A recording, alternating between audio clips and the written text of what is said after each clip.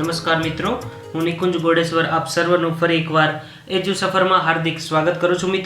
મિત્રો આજે આપણે ભણીશું એક અગત્યનો બંધારણનો ટોપિક જેનું નામ છે રાજ્યપાલ પાર્ટ 2. આપણું ટોપિકનું નામ છે રાજ્યપાલ. એમાં આપણે રાજ્યપાલ પાર્ટ 1 ભણી ચૂક્યા છીએ આગળના લેક્ચરમાં. હવે આપણે રાજ્યપાલ પાર્ટ 2 ભણીશું અને એમાં રાજ્યપાલની શક્તિઓ શું શું છે, એમની સત્તાઓ શું શું છે એનું સવિસ્તાર વર્ણન કરીશું. આપણે આગળ ભણી ચૂક્યા છે એનું અડધી મિનિટમાં આપણે રિવિઝન કરી લઈએ કે આપણે આગળના લેક્ચરમાં પહેલા લેક્ચરમાં ભણ્યા હતા રાષ્ટ્રીય પ્રતીકો, ત્યાર પછી બંધારણ નિર્માણ આપણે ભણી ચૂક્યા છીએ, બંધારણની વિશેષતા આપણે ભણી ચૂક્યા છીએ, બંધારણની પ્રસ્તાવના આપણે ભણી ચૂક્યા છીએ, રાજ્યોનું પુનર્ગઠન આપણે ભણી ચૂક્યા છીએ, ત્યાર પછી સંઘ અને રાજ્ય ક્ષેત્ર વિશે આપણે સમજ મેળવી ચૂક્યા છીએ. 7મા લેક્ચરમાં આપણે નાગરિકતા વિશે ભણ્યા, 8મા લેક્ચરમાં મૂળભૂત અધિકારો આપણે શીખ્યા, 9મા લેક્ચરમાં મૂળભૂત ફરજો શીખ્યા, 10મા લેક્ચરમાં રાષ્ટ્રપતિ વિશે સવિસ્તાર સમજ મેળવીએ. ત્યાર પછી 11મા લેક્ચરમાં ઉપરાષ્ટ્રપતિ વિશે આપણે સમજ મેળવી હતી, 12મા લેક્ચરમાં આપણે એટર્ની જનરલ વિશે ચર્ચા કરી હતી, 13મા લેક્ચરમાં વડાપ્રધાન એટલે કે પ્રાઇમ મિનિસ્ટર ઉપર આપણે ચર્ચા કરી, 14મા લેક્ચરમાં કેન્દ્રીય મંત્રી પરિષદ વિશે ચર્ચા કરી ચૂક્યા છીએ આપણે, 15મા લેક્ચરમાં આપણે રાજ્યસભા વિશે શીખી ચૂક્યા છીએ, 16મા લેક્ચરમાં આપણે લોકસભા શીખ્યા, 17મા લેક્ચર એટલે કે રાજ્યપાલ પાર્ટ 1 માં આપણે એમનું શપથ કઈ કોણ લેવડાવે એ બધી જે સામાન્ય જે માહિતીઓ છે રાજ્યપાલ ઉપરની એ બધી આપણે 17મા લેક્ચરમાં પાર્ટ 1 માં મેળવી અને અત્યારે હવે આપણે શીખીશું રાજ્યપાલ પાર્ટ 2. આમાં જે આપણે શીખીશું એમાં રાજ્યપાલની જે શક્તિઓ છે, અહીંયા હું લખી દઉં, રાજ્યપાલની શક્તિઓ જે અલગ અલગ 4 પ્રકારની છે એ સવિસ્તાર આપણે શીખીશું. ઓકે, તો હવે રાજ્યપાલ પાસે કઈ કઈ શક્તિઓ છે એ પહેલા આપણે જોઈએ, ત્યાર પછી એક એક શક્તિ એ શું શું વહીવટ કરી શકે છે, એની પાસે કઈ કઈ નાણાકીય શક્તિઓ છે, કઈ ધારાકીય શક્તિઓ છે અને ન્યાયિક શક્તિઓ એ આપણે શીખીશું. પહેલા તો રાજ્યપાલ પાસે 4 પ્રકારની સત્તાઓ અથવા શક્તિઓ છે. પહેલી જે છે એ વહીવટી શક્તિ, બીજી નાણાકીય પાવર, ત્રીજું ધારાકીય શક્તિઓ અને ચોથું ન્યાયિક શક્તિઓ. હવે આપણે એમાં પહેલું જોઈએ કે રાજ્યપાલ પાસે વહીવટ કરવાની જે શક્તિ છે, વહીવટી શક્તિઓ એ કઈ કઈ છે અને એનો ઉપયોગ એ કઈ કઈ રીતના કરે છે. તો પહેલું જ આપણે એ શીખીએ કે રાજ્યપાલ છે એ રાજ્ય સરકારના બધા જ કાર્યો રાજ્યપાલના નામે થતા હોય છે. તો જે રાજ્યની સરકાર છે, state government, Gujarat for example આપણે ગુજરાતનું ઉદાહરણ લઈએ તો ગુજરાતના જે પણ વહીવટી કાર્યો થાય એટલે કે રાજ્યના બધા જ વહીવટી કાર્યો કોના નામે થાય તો કે રાજ્યપાલના નામે થતા હોય છે. રાજ્યપાલના નામે થતા હોય છે. પહેલી એમની વહીવટી શક્તિ છે કે બધા જ કાર્યો રાજ્યપાલના નામે થાય. ત્યાર પછી મંત્રીઓ વચ્ચેની કાર્યની વહેંચણીના નિયમ કોણ બનાવે તો રાજ્યપાલ. મંત્રીઓ ને કાર્યની વહેંચણી કરે,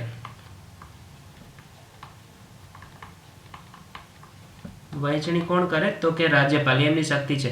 પણ એ કોના એમાં પણ એક કન્ડિશન છે, જો હું તમને સાથે સાથે કહી દઉં કે એમાં જે મુખ્યમંત્રી જે પણ કાર્ય સોંપે કે આ મંત્રીને આ કામ કરવાનું છે તો ઓફિશિયલી ઓર્ડર કોણ કરે તો કે રાજ્યપાલ, એટલે કે મંત્રીઓની નિમણૂક કરે. પછી હા, જો હવે આપણે આગળ એક ટોપિક તરીકે જ આપણે ભણી નાખીએ કે મુખ્યમંત્રી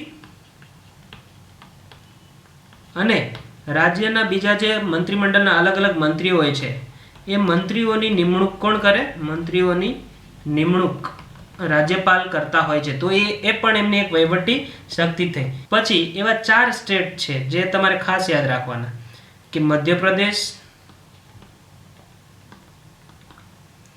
ઝારખંડ, પછી છત્તીસગઢ,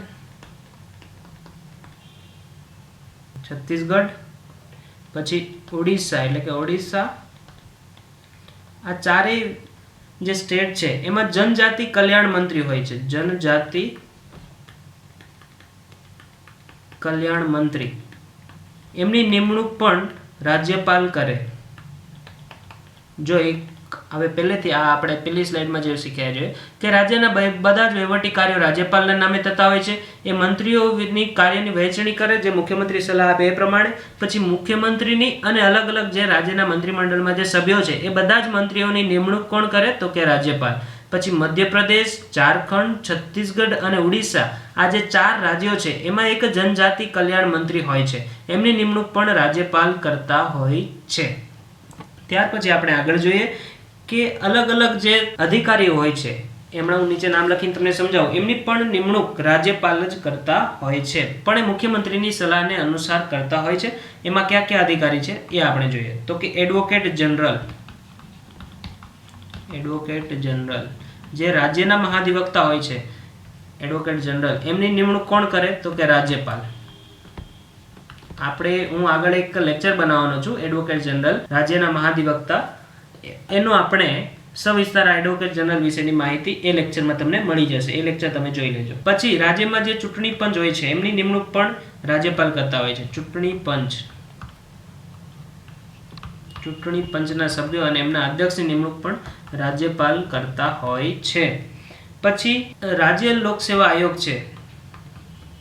રાજ્ય લોક સેવા આયોગ, એમના અધ્યક્ષ અને એમના સભ્યો,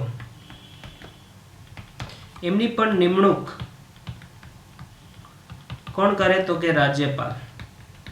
હવે રાજ્ય લોક સેવા આયોગ એટલે શું થયું?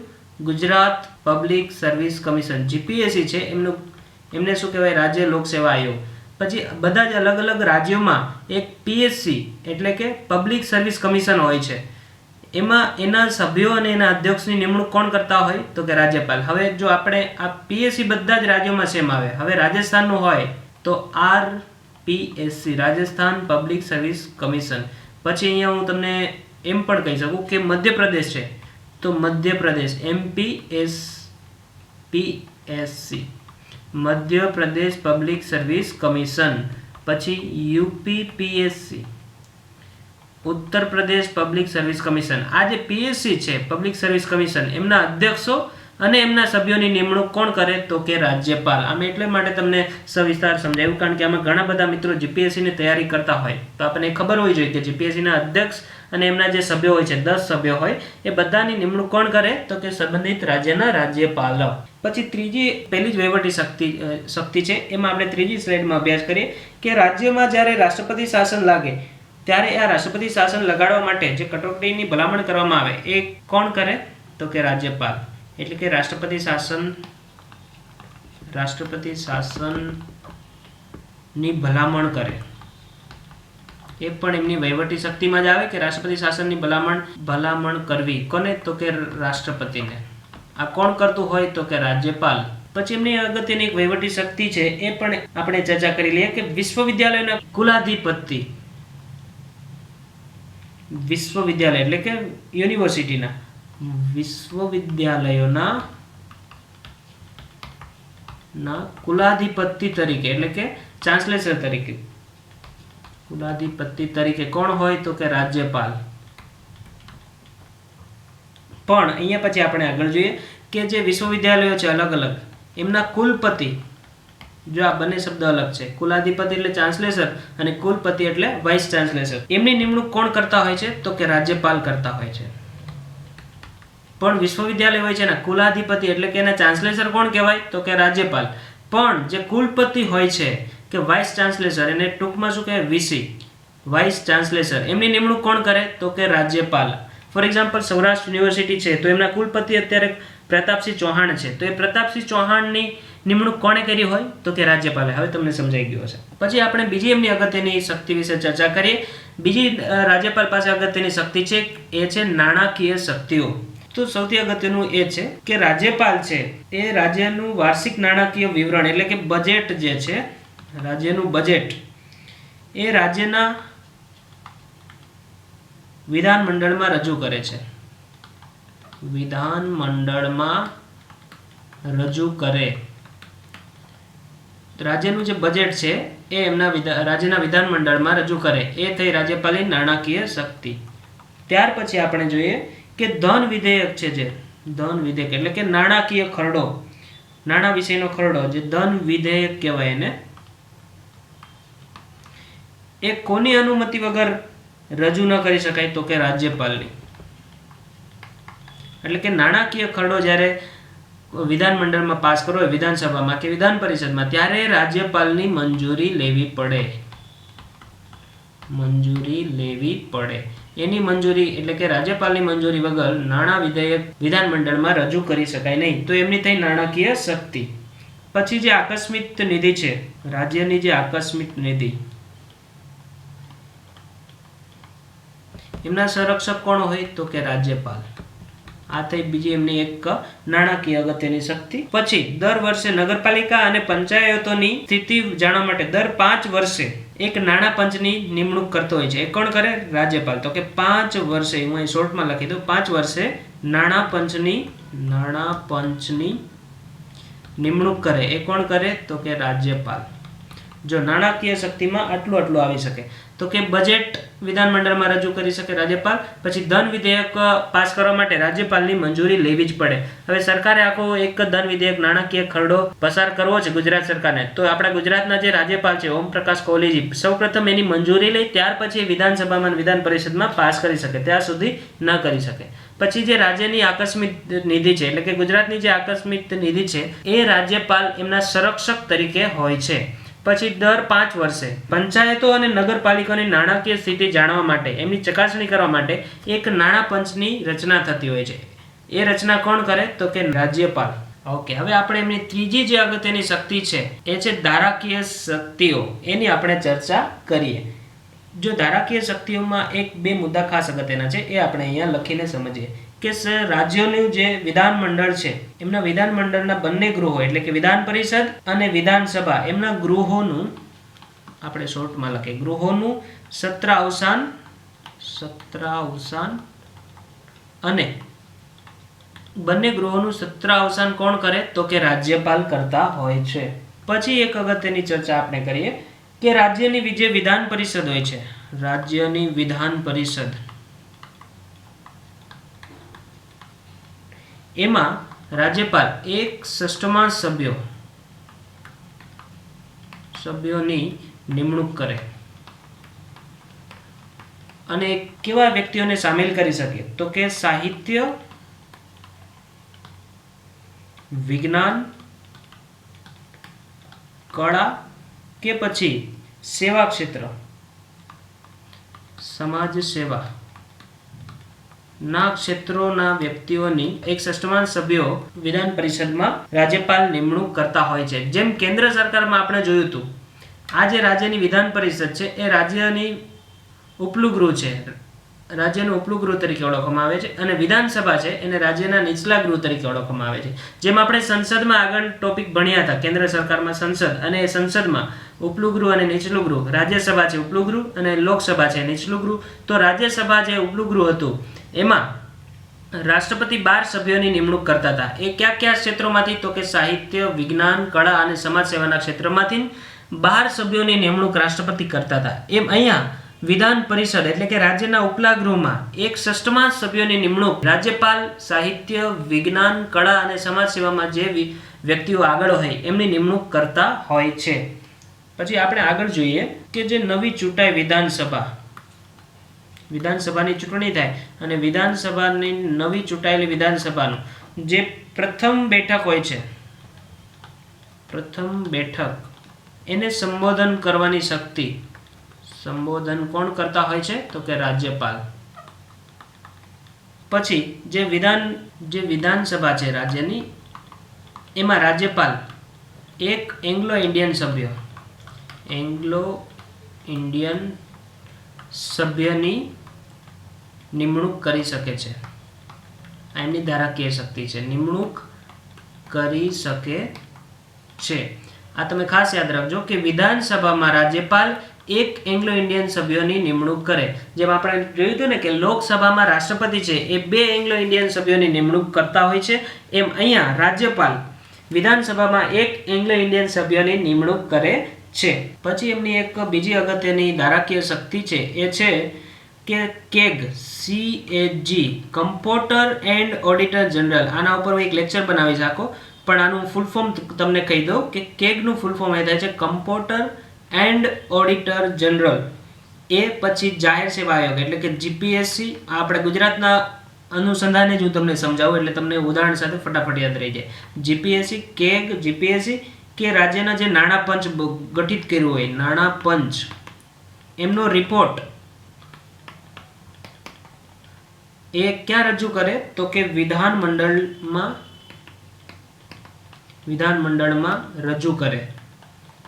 આ પણ એમની એક અગત્યની ધારાકીય સત્તા છે રાજ્યપાલ પાસે. કે CAG, computer and auditor general, પછી રાજ્યનું જે જાહેર સેવા આયોગ હોય છે, આપણા ગુજરાતમાં કયું છે? Gujarat public service commission, GPSC છે જાહેર સેવા આયોગ એ, અને નાણાં પંચના જે રિપોર્ટ હોય છે, વાર્ષિક રિપોર્ટો, એ બધા જ રિપોર્ટોની વિધાનમંડળની સામે રજૂઆત કોણ કરે? તો કે રાજ્યપાલ.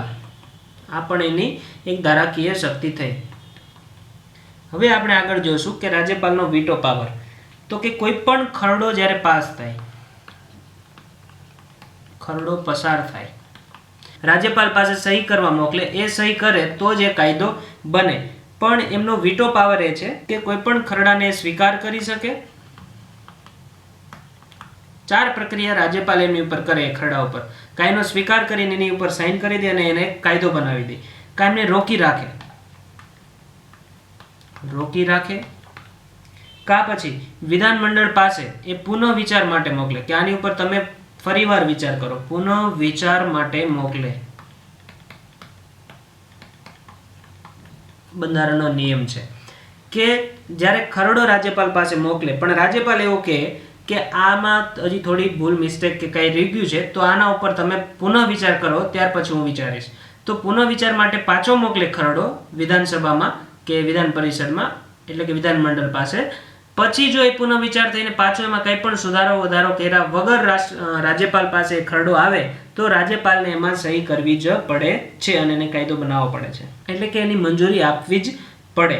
અથવા ચોથી પ્રક્રિયા રાજ્યપાલ એ પણ કરી શકે છે કે રાષ્ટ્રપતિના વિચાર માટે સુરક્ષિત રાખે. રાષ્ટ્રપતિના વિચાર માટે સુરક્ષિત રાખી મૂકે. જો કોઈ પણ ખરડો પાસ થાય ત્યારે રાજ્યપાલ પાસે સહી કરવા મોકલે. જો રાજ્યપાલ સહી કરે તો જ એ કાયદો બને. તો ત્યારે 4 પ્રક્રિયાઓ રાજ્યપાલ કરી શકે. કાં એનો સ્વીકાર કરે ને એને મંજૂરી આપી દે, કાં એમને રોકી રાખે, કાંઈ જવાબ ન મોકલે, અને કાં પછી એને પુનઃ વિચાર કરવા માટે મોકલી દે પાછો, અને કાં પછી રાષ્ટ્રપતિના વિચાર માટે સુરક્ષિત રાખી મૂકે. આ તે રાજ્યપાલનો વીટો પાવર. પછી આપણે આગળ અભ્યાસ કરીએ કે રાજ્યપાલ વટહુકમ બહાર પાડે. તો વટહુકમ રાજ્યપાલ ક્યારે બહાર પાડી શકે? તો મિત્રો એમાં એક નિયમ છે. વિધાનમંડળના બંને ગૃહો, એટલે બંને ગૃહમાં કયું આવી જાય કે વિધાન પરિષદ પ્લસ બીજું ગૃહ વિધાનસભા. આ બંને ગૃહો જ્યારે એમની બેઠક ચાલુ ન હોય ત્યારે રાજ્યપાલ વટહુકમ બહાર પાડી શકે. જો હવે તમને સમજાઈ ગયું કે રાજ્યપાલ વટહુકમ ક્યારે બહાર પાડી શકે? કે બંને ગૃહો એટલે કે વિધાન પરિષદ અને વિધાનસભા બંનેની બેઠક ચાલુ ન હોય ત્યારે, એ સત્ર મળેલું ન હોય ત્યારે રાજ્યપાલ વટહુકમ બહાર પાડી શકે છે.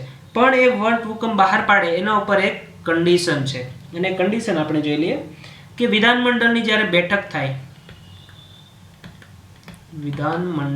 જ્યારે બેઠક મળે ત્યારે એને 6 અઠવાડિયામાં આ જે વટહુકમ બહાર પાડેલો હોય એની મંજૂરી આપવી પડે. જો વિધાનમંડળ મંજૂરી ન આપે તો આ વટહુકમ કેન્સલ થઈ જાય. એટલે રાજ્યપાલ પાસે રાષ્ટ્રપતિની જેમ વટહુકમ બહાર પાડવાની પણ શક્તિ છે. પણ ક્યારે? તો કે વિધાન પરિષદ અને વિધાનસભાની બેઠકો ચાલુ ન હોય ત્યારે. ત્યાર પછી આપણે એક અગત્યની ન્યાયિક શક્તિ એમની જોઈ લઈએ કે ચોથી જે અગત્યની શક્તિ છે રાજ્યપાલ પાસે એ છે એમની ન્યાયિક શક્તિઓ. એનો આપણે અભ્યાસ કરીએ. જો ન્યાયિક શક્તિઓમાં રાજ્યપાલ પાસે કઈ કઈ શક્તિ છે તો પહેલા આપણે રાજ્યના કાયદા, અહીં હું 2 લીટી લખી દઉં. રાજ્યના કાયદા પ્રમાણે કોઈ પણ ગુનેગારને રાજ્યપાલ માફ કરી શકે છે. એમાં કઈ કઈ એની શક્તિઓ છે તો કે એમને જે સજા મળી હોય ગુનેગારને એ સજાને સંપૂર્ણ માફ કરી દે. સજાને સંપૂર્ણ માફ કરે, અથવા બીજી શક્તિ રાજ્યપાલ પાસે છે કે સજાને મોકૂફ રાખી દે, મોકૂફી આપી દે, એટલે કે એમને એમને રાખી મૂકે પણ સજા અત્યારે ચાલુ નહીં. પછી સજામાં ઘટાડો કરી શકે કે 2 વર્ષની સજા મળેલી છે તો એમાં 1 વર્ષ કરી શકે, કે સજામાં ઘટાડો કરી શકે સંબંધિત રાજ્યના રાજ્યપાલ. આ પ્રમાણે રાજ્યપાલ પાસે ન્યાયિક શક્તિઓ છે. તો કે રાજ્યના જે કાયદા પ્રમાણે કોઈ પણ વ્યક્તિ એટલે કે ગુનેગાર છે એમને સજા મળી હોય તો રાજ્યપાલ પાસે એવી શક્તિઓ છે, ન્યાયિક શક્તિઓ, કે એ જે ગુનેગાર છે એમને સંપૂર્ણ કા માફ કરી દે, એની સજાને મોકૂફ એટલે કે એમને રાખી મૂકે અને સજામાં કા ઘટાડો કરી દે. આ રાજ્યપાલની થઈ ન્યાયિક શક્તિઓ. પછી હવે આપણે જોશું કે રાજ્યપાલ આપણે પાર્ટ 1 અને પાર્ટ 1 અને પાર્ટ 2 આપણે જે અભ્યાસ કર્યો એના આધારે આપણે જે પ્રશ્ન પૂછાઈ શકે એની આપણે થોડી ચર્ચા કરી લઈએ. તો પહેલો પ્રશ્ન એવો પૂછાઈ શકે કે ભારતના બંધારણમાં રાજ્યની કારોબારી વિશેનું વર્ણન, જો રાજ્યની કારોબારીનું વર્ણન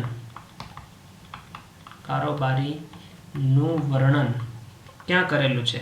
તો કે ભાગ નંબર 6 માં, ભાગ 6 માં એમનું વર્ણન કરેલું છે. પછી એવો પણ પ્રશ્ન પૂછાઈ શકે કે રાજ્યના બંધારણીય વડા કોણ હોય છે? બંધારણીય વડા કોણ હોય રાજ્યના? તો કે રાજ્યપાલ. પછી એવો પણ પ્રશ્ન પૂછાઈ શકે કે રાજ્યના બધા જ વહીવટી કાર્યો કોના નામે થાય? તો કે રાજ્યપાલના નામે. પછી આખા દેશના બધા જ વહીવટી કાર્યો કોના નામે થાય? તો આપણે રાષ્ટ્રપતિના લેક્ચરમાં ભણ્યા હતા કે બધા જ વહીવટી કાર્યો રાષ્ટ્રપતિના નામે થતા હોય છે. એમ રાજ્યના બધા વહીવટી કાર્યો કોના નામે થાય? તો કે રાજ્યપાલના નામે. પછી એવો પણ પ્રશ્ન પૂછાઈ શકે કે રાજ્યપાલની નિમણૂક કોના દ્વારા થાય? તો કે રાષ્ટ્રપતિ દ્વારા. આપણે પહેલા જ લેક્ચરમાં જ ભણ્યા હતા કે રાજ્યપાલની નિમણૂક રાષ્ટ્રપતિ કરતા હોય છે, એના આજ્ઞાપત્ર ઉપર સહી કરીને મોકલે અને સંબંધિત રાજ્યમાં રાજ્યપાલની નિમણૂક કરતા હોય છે. પછી એવો પણ પ્રશ્ન પૂછાઈ શકે કે રાજ્યપાલનો કાર્યકાળ કેટલા વર્ષ સુધીનો છે? એમનો કાર્યકાળ ઉપરથી પ્રશ્ન પૂછાય તો કે 5 વર્ષ સુધી સામાન્ય રીતે રાજ્યપાલ એમના પદ ઉપર રહી શકે, પણ રાષ્ટ્રપતિ એમને કોઈ પણ વખતે પાછા પણ બરખાસ્ત એટલે કે પાછા પણ બોલાવી શકે છે. પછી રાજ્યપાલ રાજીનામું કોને આપે? રાજીનામું કોને સંબોધીને આપે? એવો પ્રશ્ન પૂછાય તો કે રાષ્ટ્રપતિને. પછી જે રાષ્ટ્રપતિ હોય છે એ રાજ્યપાલની નિમણૂક કરે એમાં કોની સલાહ પ્રમાણે કરે? એવો પણ પ્રશ્ન પૂછાય. કોની સલાહ પ્રમાણે? તો કે એમાં વડાપ્રધાન છે જે ભારતના, એની સલાહ પ્રમાણે રાજ્યપાલોની નિમણૂક થતી હોય છે. મેં તમને આખો દિવસ સવિસ્તાર સમજાવ્યું હતું કે જેમ જેમ સરકારો બદલાય, આપણે મોદી સાહેબના બધાના ઉદાહરણ પણ આપ્યા હતા કે વડાપ્રધાનની સલાહ પ્રમાણે થાય, વડાપ્રધાનની સલાહ પ્રમાણે. પછી આપણે પહેલા પાર્ટ 1 માં ચર્ચા કરી હતી કે રાજ્યપાલ બનવા માટેની ઉંમર કેટલી જોઈએ? ઉંમર તો એમની યોગ્યતાઓમાં આપણે ચર્ચા કરી હતી કે 35 વર્ષની ઉંમર હોય તો રાજ્યપાલ આપણે બની શકીએ. પછી એમનો પગારની પણ આપણે ચર્ચા કરી હતી. એનો પગાર કેટલો હોય છે? તો કે 1,10,000 રૂપિયા પ્રતિ મહિને. પછી રાજ્યપાલનો પગાર ક્યાંથી આપે? તો કે રાજ્યની સંચિત નિધિમાંથી, ચિત્ત નિધિ હોય છે એમાંથી રાજ્યપાલનો પગાર ચૂકવવાનો હોય છે. પછી રાજ્યપાલને શપથ કોણ લેવડાવે?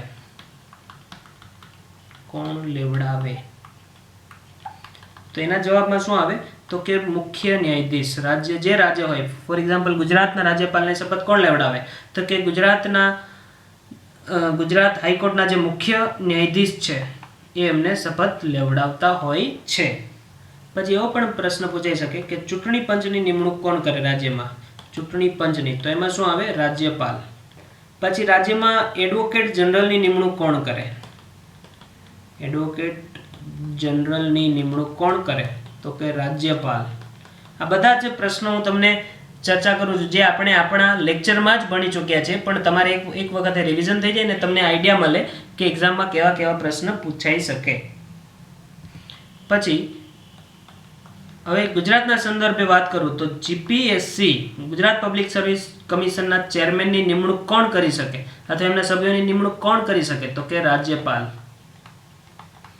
પણ આ જ પ્રશ્ન એવી રીતના પણ પૂછી શકે કે રાજ્ય લોક સેવા આયોગના અધ્યક્ષ અને સભ્યોની નિમણૂક કોણ કરે તો શું થયું? રાજ્યપાલ. પછી જે વિશ્વવિદ્યાલય હોય છે એના કુલપતિની નિમણૂક કોણ કરે? વાઇસ ચાન્સેલર વીસીની તો કે રાજ્યપાલ. આ બધા જ પ્રશ્નો એક્ઝામમાં પૂછાઈ શકે એવા છે. પછી રાજ્ય વિધાનમંડળમાં જે નાણાકીય ખરડો પાસ કરવો હોય, નાણાકીય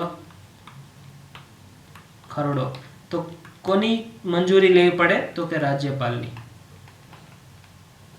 પછી એવો પણ પ્રશ્ન પૂછાઈ શકે કે રાજ્યની જે આકસ્મિક નિધિ છે એમના સંરક્ષક કોણ છે? આકસ્મિક નિધિના સંરક્ષક કોણ હોય રાજ્યમાં તો કે રાજ્યપાલ. આ બધા જ પ્રશ્નોની આપણે ચર્ચા સાથે સાથે જ કરતા જઈએ છીએ લેક્ચરમાં. પછી રાજ્ય વિધાનમંડળનું સત્ર બોલાવવાની સત્તા કોની છે? સત્ર બોલાવવાની કે એમની વિસર્જન કરવાની સત્તા કોની છે તો કે રાજ્યપાલની. પછી એવો પણ પ્રશ્ન પૂછાઈ શકે કે વિધાન પરિષદમાં રાજ્યપાલ કેટલા સભ્યોની નિમણૂક કરે તો કે 1/6. આપણે હમણાં જ ચર્ચા કરી હતી લેક્ચરમાં કે 1/6 સભ્યોની નિમણૂક રાજ્યપાલ વિધાન પરિષદમાં કરતા હોય છે. ઓકે, થેન્ક યુ મિત્રો. અમારા તમામ અપડેટ માટે ગૂગલ પ્લે સ્ટોર પર જઈ EDUSAFAR અલબત્ત EDUSAFAR લખી સર્ચ કરી આપ પહેલી જ એપ્લિકેશન ઇન્સ્ટોલ કરશો. આ વિડીયો જોવા બદલ આપનો ખૂબ ખૂબ આભાર.